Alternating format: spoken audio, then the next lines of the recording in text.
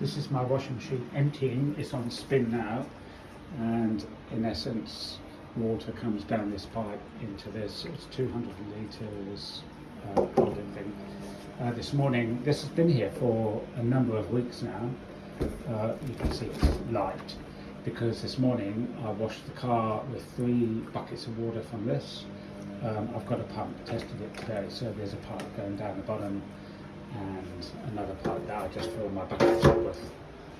The idea will be to put this water outside into another tank and it will feed my toilet system.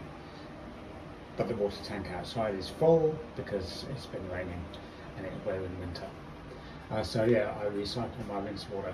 Oh, and the first water that goes in there is from this.